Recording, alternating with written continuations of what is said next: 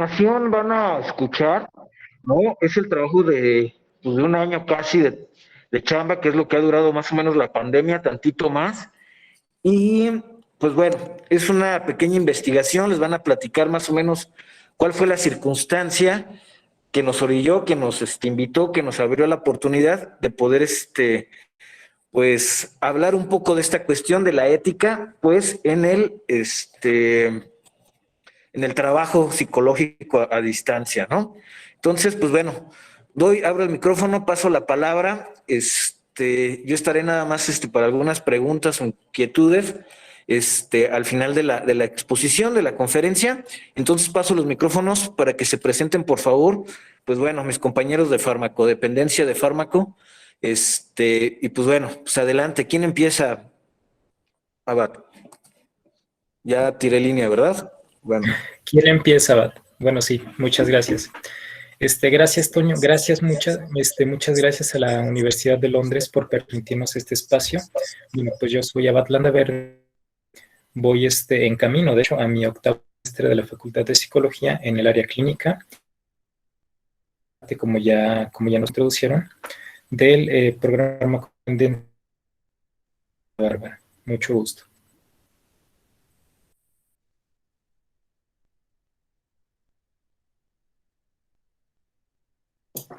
Bueno, yo soy Dulce María Trejo, y igual que mis compañeros, bueno, menos Abad que ya va para octavo, nosotros vamos para quinto semestre, igual en el área clínica. Y bueno, compañeros, por favor, les cedo el micrófono. Hola, buenos días. Mi nombre es Zenia y sí, vamos para quinto semestre en clínica. Mucho gusto.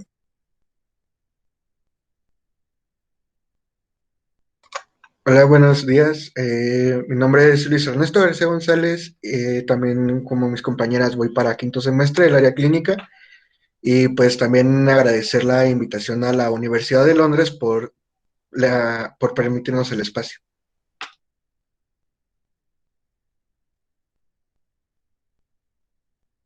Bueno, procedemos con la presentación.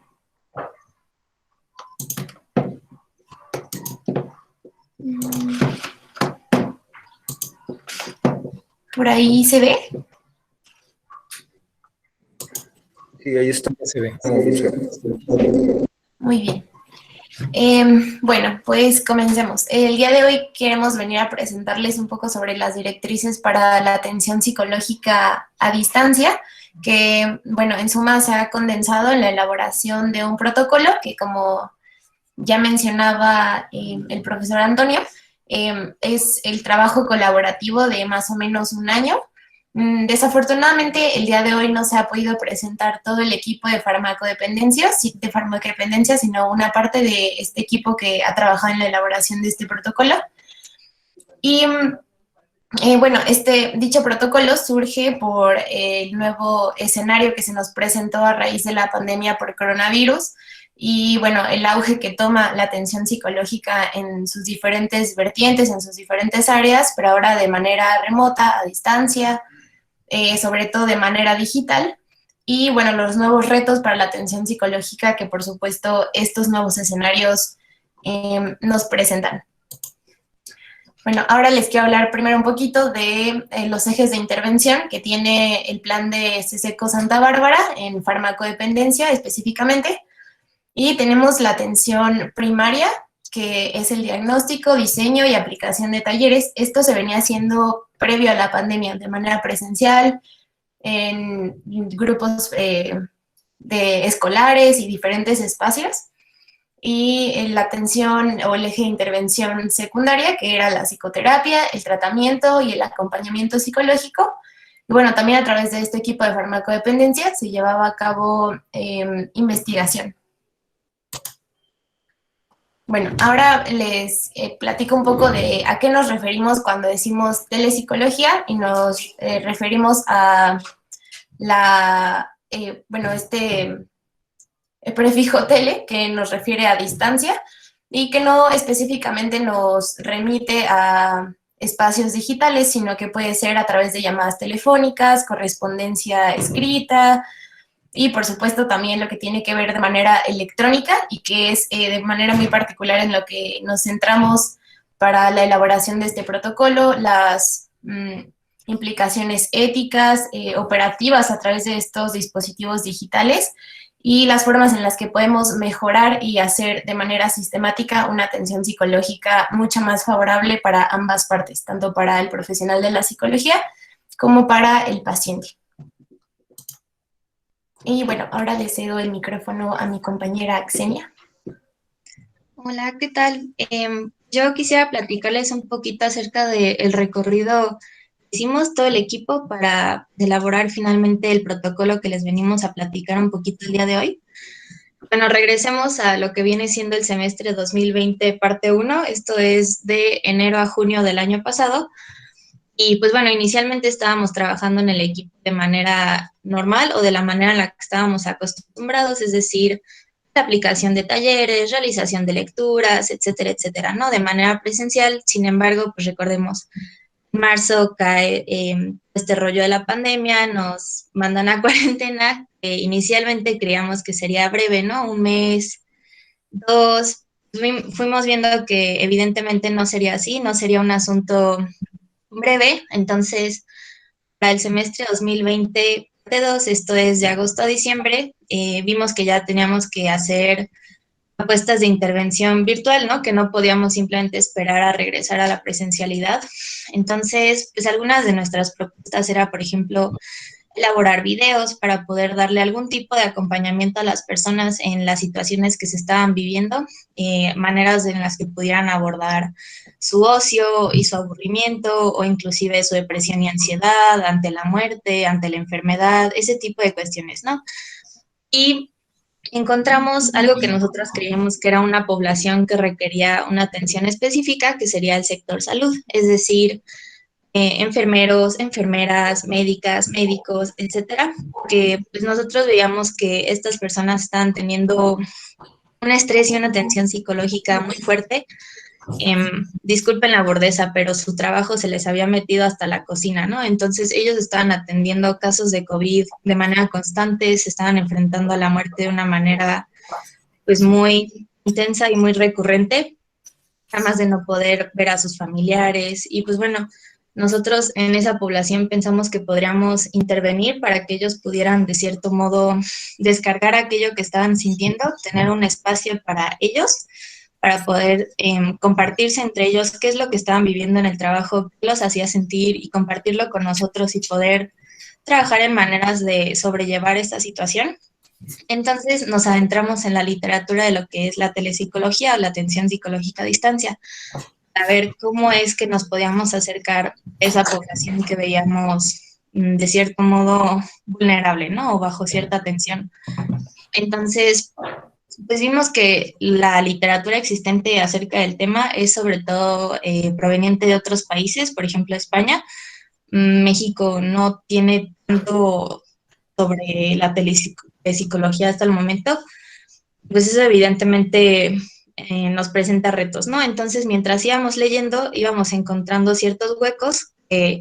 Decidimos que sería pertinente realizar un protocolo para poderlos de cierta manera solventar o llenar. Por ejemplo, les pongo el caso de la contención psicológica, ¿no? Imagínense que están en su consultorio o en un consultorio y pues su paciente está teniendo una crisis que requiere una contención psicológica. Afortunadamente, de manera presencial, nosotros contamos en primera instancia con la voz y en segunda instancia con el cuerpo, ¿no? Entonces, si la voz no es suficiente para tranquilizar al otro, para poderlo acompañar y sostener, pues mínimo podemos intervenir corporalmente, ¿no? En dado caso detenerlo de hacerse un daño o un daño a terceros, etcétera, ¿no?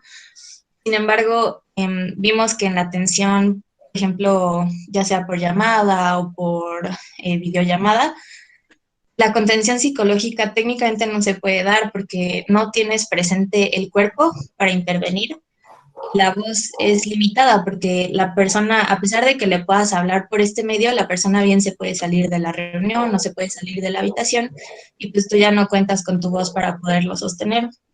Entonces, había como ese tipo de situaciones, ¿no? Por ejemplo, los manuales recomendaban conocer el domicilio preciso del paciente para, en dado caso de requerir contención, poder marcar al hospital o al centro de salud más cercano y poderles brindar la ayuda de esa manera. Sin embargo, pues ya nos metemos en terrenos extraños donde la privacidad del paciente pues queda de cierto modo expuesta a nosotros y conocemos su hogar por dentro y por fuera, y pues ya son situaciones, les digo, un poco extrañas, ¿no? Entonces, pues estuvimos viendo todo este tipo de cuestiones para ver cómo podíamos de cierta manera arreglar estas situaciones. Además de que pues vimos que la atención psicológica, sea de manera presencial o sea de manera virtual, no contaba como tal con un contrato, se hacía, por así decirlo, un contrato a voces o un contrato de buena fe, así como yo confío que tú vas a hacer lo propio y viceversa. Entonces, bueno, para lo que viene siendo el semestre 2021, el que acaba de pasar, ya finalizamos la elaboración del presente protocolo.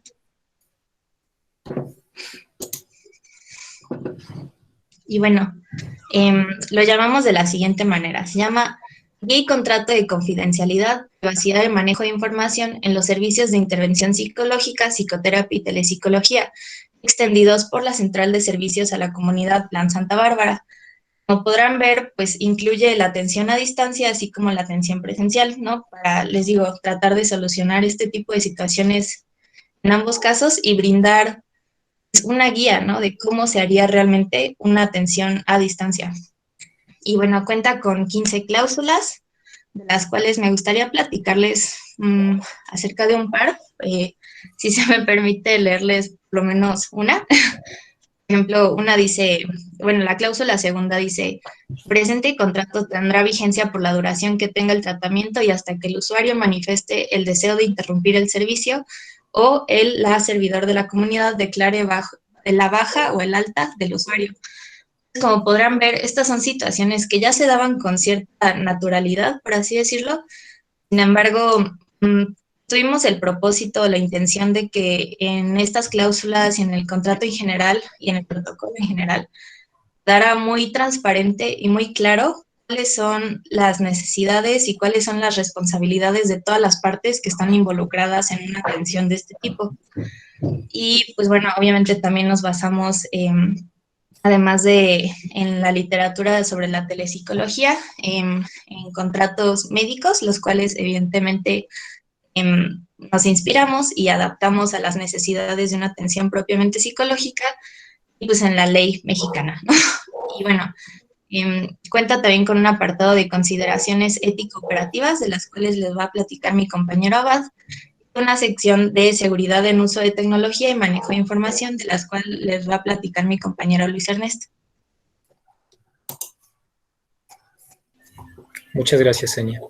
Pues bueno, como preámbulo, me disculpo con todos ustedes en caso de que se llegue a escuchar alguna otra interferencia, porque mi hermana está tomando clases en la otra habitación, y pues bueno, es muy irónico porque esto va a complementar el asunto de la privacidad.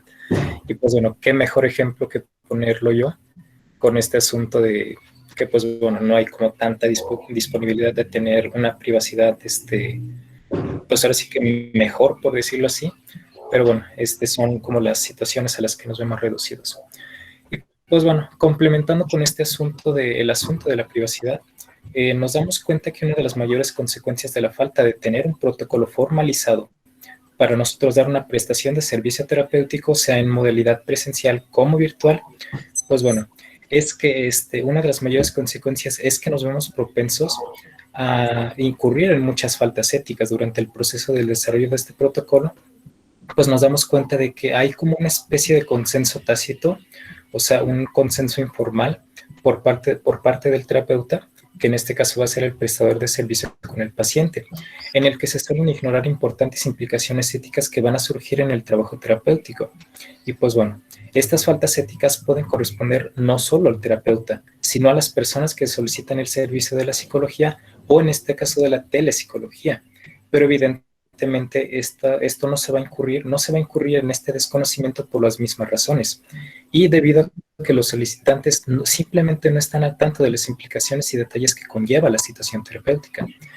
Esta información muchas veces no es comunicada por parte del psicólogo, Y pues bueno, los pacientes tienen pleno derecho a conocerla. Y este es precisamente uno de los objetivos de la realización de este protocolo, porque la ética no tiene que ser un asunto exclusivo para los profesionales de la salud mental, ya que las personas necesitan exigir un tratamiento digno y concienzudo. Es por eso que nos vemos en la necesidad de que en este contrato las personas estén al tanto de cuáles son las cláusulas éticas que tienen. Y pues bueno, que tienen no solo ellas, sino también los profesionales. Y pues bueno, el ejemplo más claro de este tipo de desconocimiento pues se evidencia a raíz de la contingencia sanitaria, y es el manejo de la privacidad y resguardo de los datos de la persona que va a solicitar atención psicológica. Y si bien podríamos decir que los estándares y límites de manejo de la privacidad podrían en dado caso llegar a ser más fácilmente discernibles en la atención presencial, pero lo cierto es que la necesidad del uso de la telepsicología pues nos viene a mostrar carencias en materia de infraestructura y más notablemente de ética, porque no es sino hasta este momento en que nos damos cuenta que nos vemos expuestos a muchos riesgos y bastantes complicaciones por el uso de plataformas virtuales de comunicación. Y pues bueno, está de más decir que el uso del medio virtual es un enorme reto tanto para nosotros como para los profesionales. Y si bien la atención en línea era ya una realidad previo a la pandemia, pues cuando nos vemos forzados a utilizar plataformas y dispositivos, pues nos damos cuenta de que la información que tenemos acerca de los contratos y la privacidad no es como tan favorable como debería. Y pues bueno, nos vemos como en el riesgo de la propensión a que nuestra información personal sea fácilmente expuesta. Y bueno, este asunto evidentemente se va a ver amplificado cuando tenemos que estar usando llamadas en línea por horas prolongadas, y bueno, también por el hecho de estar siempre constantemente usando medios virtuales. Y pues bueno, también creo que sería como lícito invitarnos a reflexionar lo siguiente, que previo a la pandemia este asunto de la privacidad no era algo que rondara bastante por nuestra mente. Pues bueno, hasta final de cuentas simplemente debemos aceptar a los términos y condiciones de cualquier aplicación, pero sí sería como bastante importante el hecho de cuestionarnos como para ir formando una conciencia ética. Y pues bueno, si bien me estoy como saliendo un poco del apartado que me compete, a mí me parece necesario tomarlo como introducción y de referencia para comentar las consideraciones éticas necesarias e indispensables a la atención psicológica. Y pues bueno, si bien ya lo dijimos al inicio de esta presentación, no deja de ser importante reiterar que si bien dividimos estos apartados, lo hicimos más que nada por la comodidad tanto de nosotros como de ustedes, pero bueno, este trabajo no está seccionado de ninguna manera, sino que surge de colaboración de múltiples compañeras y compañeros del programa de farmacodependencia, que infortunadamente pues no han podido acompañarnos en esta presentación, pero téngase en cuenta en todo momento que este trabajo es producto del arduo trabajo de investigación de todo nuestro equipo. Y pues bueno, continuemos entonces. También se pudieran cambiar a la siguiente diapositiva. Muchas gracias.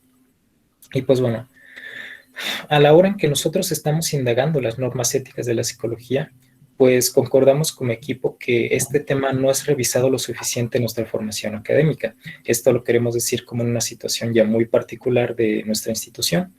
Y pues bueno, si bien a pesar de que el apoyo de los docentes y lo valioso que tiene la teoría para nosotros ir formando una actitud ética, pues lo cierto es que no se le da como mayor espacio a este tema, y pareciera incluso que el tema de la ética se reduce a una simple nota al pie de página de la formación del psicólogo. Y pues bueno, es a partir de esto que también nos motiva a incluir el asunto de la ética en este protocolo. Y pues bueno, si bien es sabido que la psicología se va a regir por normas exclusivas de la disciplina, o sea, que la normatividad ética no va a ser universal para todas las disciplinas, de modo que, por ejemplo, el código de ética del abogado, pues obviamente va a ser incompatible con el del psicólogo. Y si bien, por supuesto, esta es una redundancia, pero es importante hacerlo notar, ya que esta cierta especificidad puede llegar a cegarnos en el compromiso ético del campo jurídico. Y pues bueno, la labor del psicólogo, como se trata de un trabajo que se reconoce como actividad económica de nivel terciario, pues no nos podemos ver eximidos de tomar en cuenta las implicaciones que va a tener nuestro proceder en el campo jurídico. Y pues bueno, como eje esencial de materia en ética, encontramos que existen responsabilidades civiles del psicólogo establecidas por la Suprema Corte de la Justicia de la Nación, bajo las cuales los prestadores de servicio deben conducirse para la correcta ejecución de su praxis. Esto es nada más un esbozo de lo que hemos estado incluyendo en el protocolo. Y bueno, a la hora de la intervención psicológica o telepsicológica, vamos a hablar de dos fuentes establecidas en la dinámica que implican a ambos partidos. Vamos a entender estos partidos como el terapeuta y el paciente. Vamos a encontrar aquí la contractual. Se trata de consideraciones de daños causados por una de las dos partes, sea por tanto del terapeuta como del paciente, que ocurran dentro del contrato y que se hagan de forma intencional. Voy a poner un ejemplo un tanto escabroso. Si un terapeuta no comunica información importante sobre un paciente que ha tenido múltiples tentativas de suicidio a su familia, y el terapeuta decide no comunicar esta información porque piensa que esto va a acelerar el proceso terapéutico, entonces esto va a ser una falta catalogada como contractual. La extracontractual va a ser muy similar, pero aquí va a tratar consideraciones de daños causados en momentos muy específicos del trabajo establecido, que pueden darse incluso fuera de la situación terapéutica, porque van a existir momentos, ¿cómo decirlo? Va a rondar una especie de política incluso fuera del asunto de la situación terapéutica. Y pues bueno, aquí el psicólogo va a ser responsable de las personas ante quienes presta el servicio y siempre deberá remendar cualquier daño moral, económico y o psíquico. Entonces las obligaciones con las que son siguientes: tomar y no tomar riesgos innecesarios en aras de acelerar el proceso, como el ejemplo que les ponía previamente. También debe mantener la profesionalidad para evitar producir daño a los pacientes.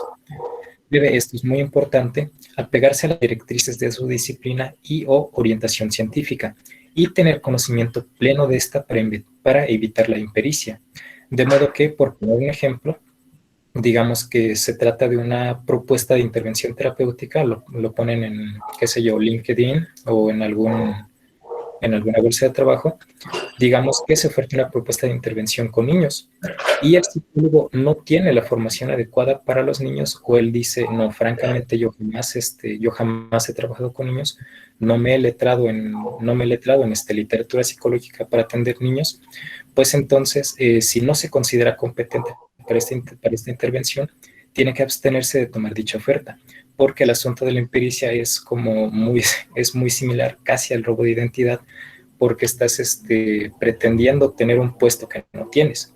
Y pues bueno, en caso de que se actúe con negligencia, pues el psicólogo será responsable de reparar los daños de su ejercer, incluso jugándose su título. Y bueno, ya yéndonos un poco más al asunto contextualizado del servicio de la institución por parte de prestadores de servicio y o estudiantes, eso es también muy importante, porque el asunto de la ética no concierne solo a los profesionales, sino que los estudiantes también tienen que letrarse bastante en el asunto de la ética. Y pues bueno, esto lo vamos a ubicar en el caso de las centrales de servicio a la comunidad, que sería el caso de nosotros, que somos parte de la CESECO, de la sede Santa Bárbara. Pues bueno, aquí en este caso, las y los servidores de la comunidad van a estar bajo el mando de un supervisor, quien va a tomar plena responsabilidad por el incurrir de los servidores a su mando.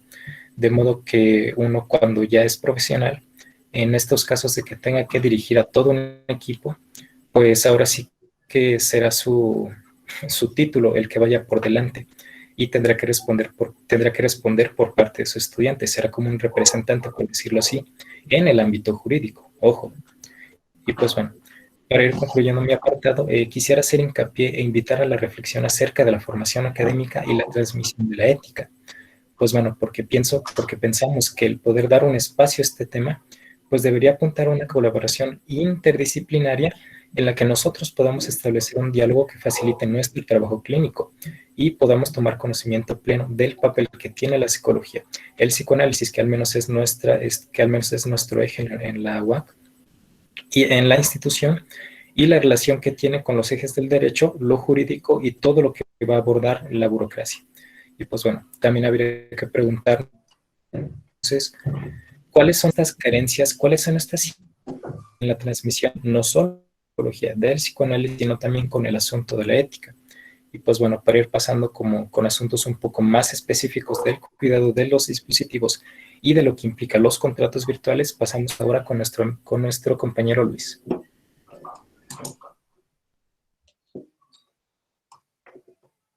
Siguiente. Gracias. Bueno, compañeros, yo les voy a hablar sobre la seguridad en uso de tecnología y manejos de la información. Bueno, antes de pasar a esto, quisiera ponerlos un poco en contexto de cómo nosotros llegamos a la resolución de que esto era un asunto importante.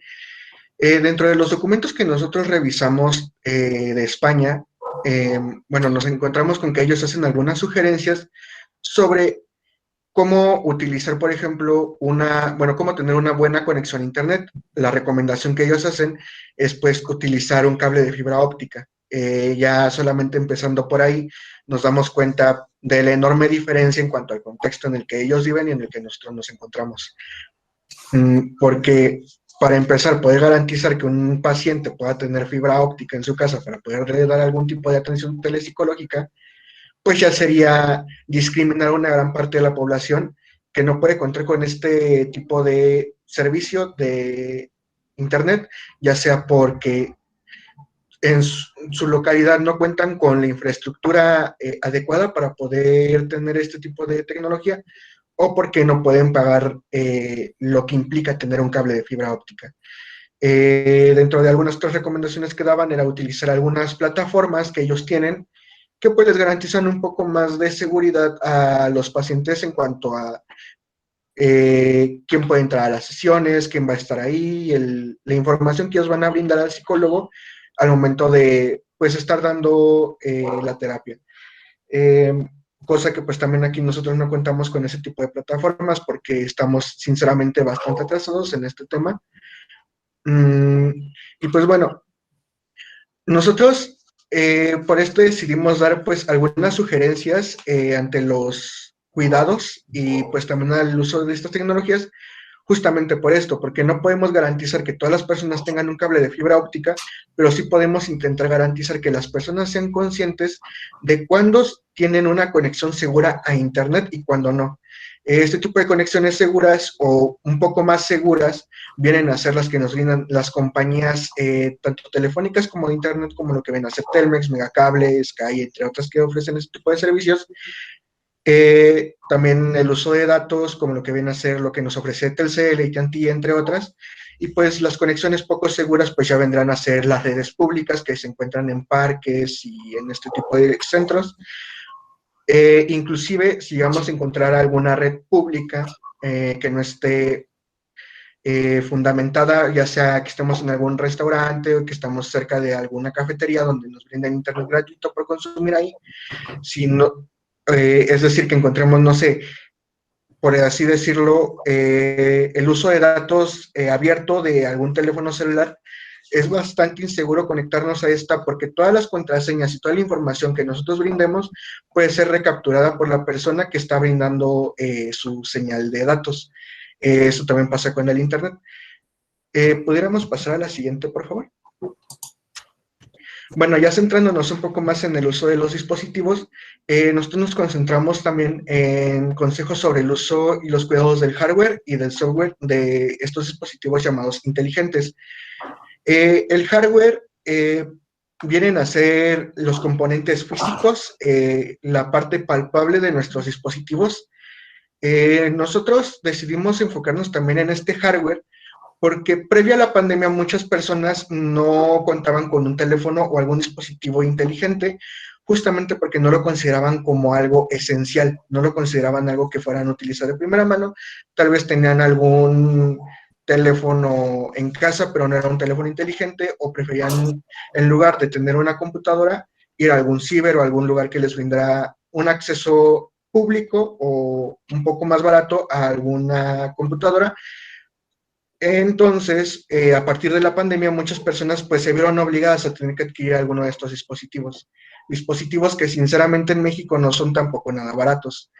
Y los que lo son presentan bastantes dificultades, por lo que a partir de esto nosotros tomamos estas recomendaciones para intentar extender la vida útil y que no solamente los psicólogos, sino también los usuarios puedan extender pues el tiempo con el que van a contar con estos dispositivos, cuidándolos un poco más. Entre algunas de estas recomendaciones son no exponerlos tanto al sol para que no se terminen desgastando los componentes, como cómo cargar de manera adecuada, por ejemplo, los celulares para que no se desgaste tan rápido la pila, entre otras. Y bueno, en el apartado del software, que viene a ser la parte digital, la parte no palpable de todos nuestros dispositivos, nosotros nos enfocamos, como ya les había dicho previamente, que en España tienen algunas plataformas que les brindan cierto nivel de seguridad, pero nosotros en México no contamos con ese tipo de plataforma, nos tenemos que adecuar más al uso de plataformas un poco más públicas, como lo que vienen a ser Zoom, WhatsApp, Meet. Entonces, ¿cómo nosotros podemos garantizar a nuestros usuarios que que ningún tercero va a poder entrar a una reunión en el momento que se les dé la gana? No sé si recuerden que a inicios de la pandemia se dio mucho esto de que terceros entraban a sesiones escolares en Zoom, en Meet y en otras plataformas. Entonces, ¿cómo nosotros podemos garantizar que esto no suceda con una plataforma que inclusive muchas veces nosotros llegamos a recomendar?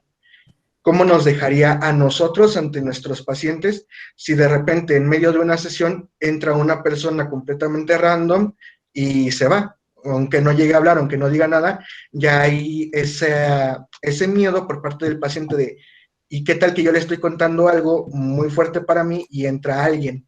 Entonces, pues eso nos va limitando un poco más. Para poder garantizar un poco esta seguridad, nosotros nos dimos a la tarea de buscar qué es lo que debe de hacer segura una plataforma, o al menos lo más segura posible. Decidimos irnos hacia la misma información que nos daban las plataformas, buscar en foros y también por experiencia personal, estar probando estas distintas plataformas durante un tiempo, hacer pruebas de seguridad de, a ver, intenta meterte, ahorita que yo ya cambié esta clave de seguridad, ahorita que ya puse esta límite para que puedas entrar, para ver qué tan seguras pueden llegar a resultar. En cuanto a de dónde descargar las aplicaciones, pues también buscamos algunas recomendaciones, por ejemplo, en el uso de celulares, pues intentar utilizar las tiendas que ya vienen preinstaladas, ya sea por el fabricante del celular o por el sistema operativo, tratar de no, pues descargar estas aplicaciones craqueadas o aplicaciones pirata, porque muchas veces vienen con algún tipo de virus, ya sea que o no se escondan información o directamente no la roben, pues también terminan siendo bastante molestos, por lo cual también damos algunas recomendaciones sobre, pues, utilizar aplicaciones de código abierto, que pues vienen un poco más limitadas, pero al menos tenemos la garantía de que muchas de ellas no vienen con un fin malicioso como lo es un virus. También con la seguridad al momento de estar navegando en Internet, pues verificar que tengan algunas garantías las páginas que nosotros visitemos, también para evitar el robo de información. Evidentemente, el robo de información o que capturen nuestra información las plataformas digitales bueno, evitarlo es completamente imposible. Estas plataformas se tienen que mantener de alguna forma y se mantienen tomando nuestra información y dándosela a, pues, empresas para que las utilicen como medio de publicidad. Lo que nos tocaría a nosotros sería, pues, ver qué tipo de información están recopilando estas plataformas y pues tratar de garantizar que no tomen algo bastante delicado durante la sesión o de la información que nos pasen nuestros pacientes, para no terminar afectándolos a futuro. Y ahora vamos a pasar con mi compañera Dulce María. Bien, ay, disculpen, ¿se me escucha?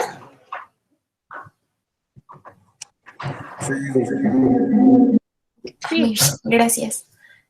Bueno, un poco para cerrar la presentación, a modo de conclusión, queríamos rescatar algunos puntos sobre la importancia de la permanencia en las ESECOS en estos trabajos el protocolo que ya presentaron mis compañeros, pero sobre todo la manera conjunta en la que busca la ESECO trabajar con la comunidad y, bueno, en este caso y sobre todo con otras universidades, es decir, desde la extensión de la Universidad Autónoma de Querétaro, buscar un trabajo colaborativo, en este caso con la Universidad de Londres, es decir, buscar una solución a los nuevos escenarios, a los nuevos retos, a las nuevas problemáticas de las distintas áreas de la psicología desde lo comunitario. Y bueno, para este caso, las puertas de las ESECOS están abiertas. Y bueno, no nos queda más que agradecerles su conexión y su atención. Muchísimas gracias. Sería todo de nuestra parte.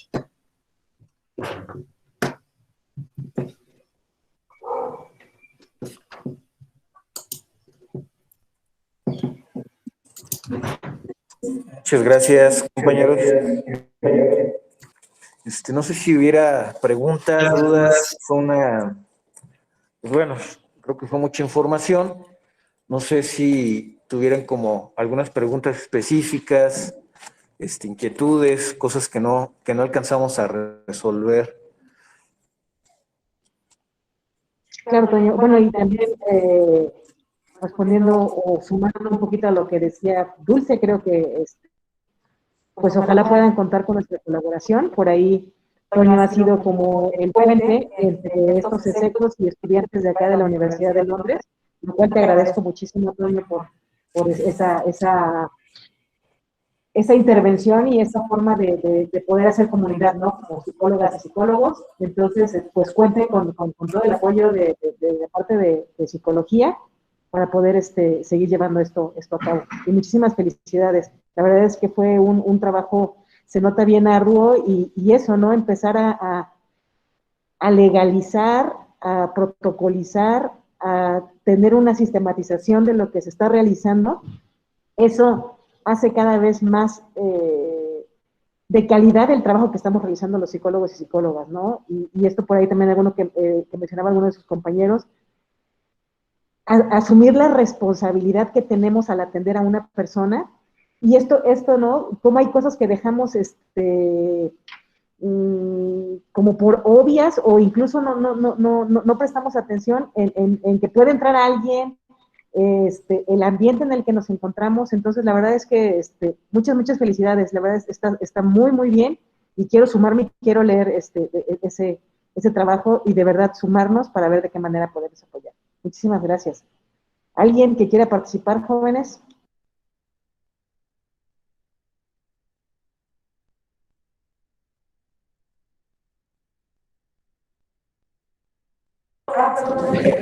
Adelante, vamos a pasar el microfonito. Porque aquí tenemos público en vivo, ¿verdad? Ok, para que escuchen aquí a nuestra compañera. Adelante. Bueno, nada más felicitarles porque qué bárbaro que mandado esa información. La verdad es que a mí me parece que una de las grandes problemas que uno como psicólogo encuentra, ¿no? O sea, que estamos formando tanto para la ciencia, ¿no? Para el entendimiento, la verdad es que nos enseña la inteligencia con la academia. Entonces creo que esa parte de la formación identitaria es muy, muy importante. Y pues vaya, qué bonito trabajo el que han estado haciendo, qué bonitas las intervenciones, qué bonitos análisis, qué bonita universidad, ¿no? La verdad es que les felicito muchísimo y pues a lo que se haya que sumar por los demás, ¿no? Qué padre. Felicidades. Gracias. Muchas gracias. Hola, buenas tardes. Buen día. Bueno, pues primero también felicitarles por el gran trabajo que se está haciendo, ya que como lo mencionaba, ¿no? O sea, ha sido algo que se ha estado dialogando desde antes de la pandemia, pero había sido también muy criticado en que si se debe o no se debe hacer, y dejando muy de lado factores que ahorita ya en estas circunstancias se tuvieron que dejar de ponerle tanto cuestionamiento de si debo o no debo, y más bien al cómo llevarlo a cabo, ¿no? Eso es lo que tenemos, hay que trabajar con ellos. Y también creo que como pues personas que nos estamos formando en psicología y también que ya se siguen formando en ella, pues fue todo un reto, ¿no? Y es todo un reto para la psicología porque pues justo el pensarnos si este debería o no se debería hacer, o sea, según quién y según qué, ¿no? Porque pues es una de las cosas que nos dicen desde el principio, en los primeros semestres cuando cursamos la licenciatura.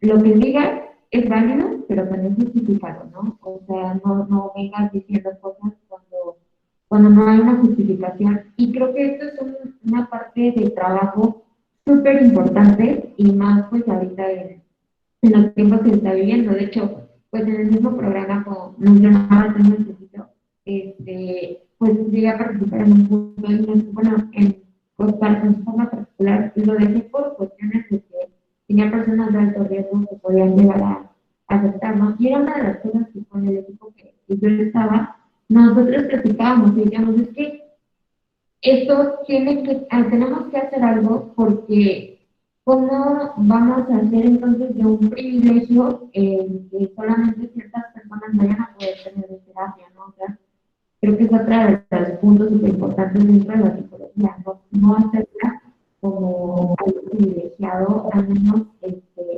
en medidas materiales y económicas, ¿no? Sino que, pues también desde dónde podemos trabajar esa parte. Entonces, este trabajo que ha sido súper concentrado en muchos aspectos, pero importante. Y pues,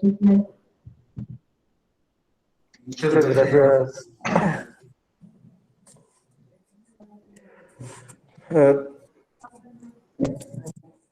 Uri, por favor. hola, buenas tardes. Al igual que las personas que utilizan tanto compañeras como docentes, también quiero felicitarlos por este increíble trabajo. En lo personal, es un trabajo que realmente me sirvió de mucho, porque yo, al ser un alumno que también que está estudiando psicología, que está en la carrera, que está estudiando, porque justo hoy en segundo semestre, los chicos que están aquí detrás mío, esta información que han tenido la experiencia de todos estos años, meses, días de estudio y de preparación, es un reflejo de este trabajo increíble que han hecho y toda la información que brindan es totalmente increíble y me impresiona demasiado. Creo que ahora estoy de acuerdo de que muchas veces y de este desarrollo nos enseñan y cómo se hace y también a veces se nos puede pasar de la lo que es de verdad y toda esta información realmente apoya y brinda muchísima información para no solo a nosotros, sino creo que a todas las personas, y esto les va a brindar la oportunidad de buscar mejores formas para poder desempeñar el trabajo. Y solo quiero decirles que gracias, es increíble, los felicito mucho y les deseo. Gracias. ¿Alguien más? ¿Alguna pregunta? Algo que ponga en jaque el trabajo, porque bueno, pues bueno, yo quisiera agradecer una vez más a Bad, a Zenia, a Dulce, a Luis, a los compañeros que estuvieron colaborando en el programa, que como comentan los compañeros, no todos, no solo ellos son los que realizaron toda esta investigación, hay más personas, ¿no? Y agradecerles la comprensión a ellos principalmente porque pobres almas en desgracia entran al programa de fármaco que se vende como una de las prácticas o de los programas que tiene, pues más bien eso, práctica, ¿no? Y vamos a los talleres y vamos con los niños y, y es muy dinámico, es muy bonito porque es un trabajo netamente práctico, ¿no? Y les agradezco mucho porque nos topamos todos con pared, yo primero, porque pues bueno, no existen precisamente pues estos sostenes, estos andamios que permitan guiar nuestra práctica, ¿no? Sí las hay, cada quien en su formación irá viendo, pues bueno, que están los códigos de ética mexicanos, ¿no?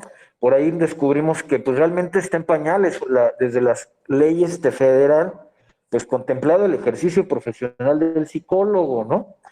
Y desde allí, pues bueno, vamos escurriendo, ¿no? La información vamos tratando de construir y bueno, este protocolo, pues, es el modo de presentarlo de los compañeros, de las compañeras, pues está precisamente ubicado en nuestra historia de trabajo, las necesidades que nosotros nos enfrentamos y que pues tratamos de tejer, de construir para hacerlo lo más limpio posible, ¿no?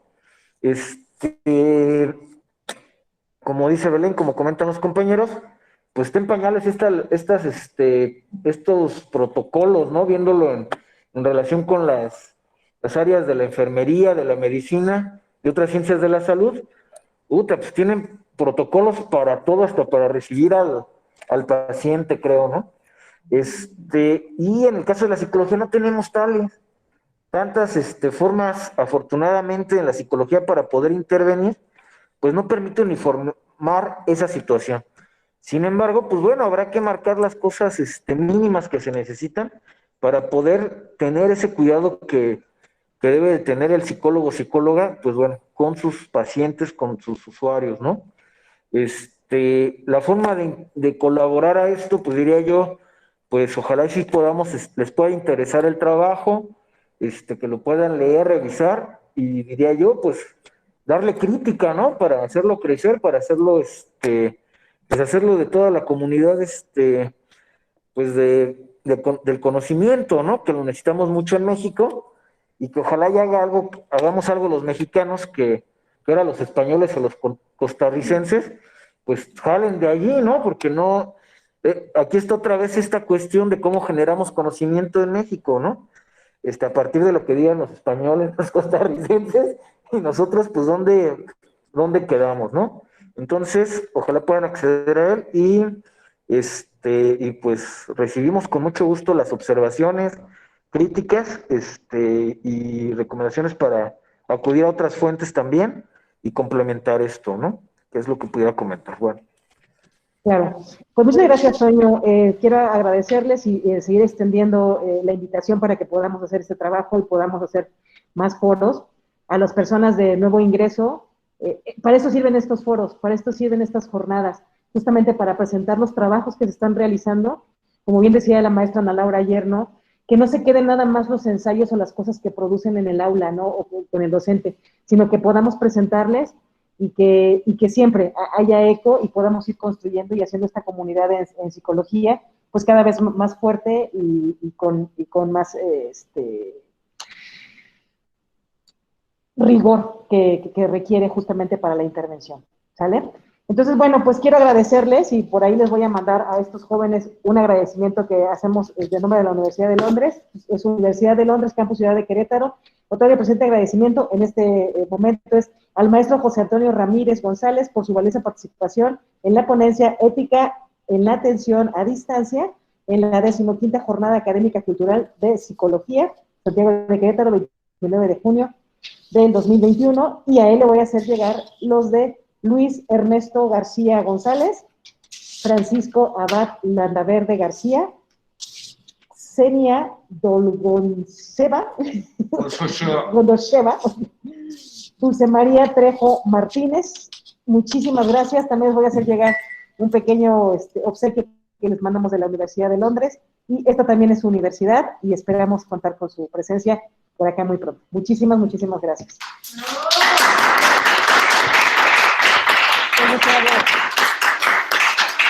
Entrega y ahí les harán llegar a los compañeros sus diplomas. Pues muchísimas gracias. Si no hay nada más, pues vámonos a la otra sala. Ojalá nos puedan acompañar jóvenes también por allá y pues conéctense. Gracias. Que tengan lindo día.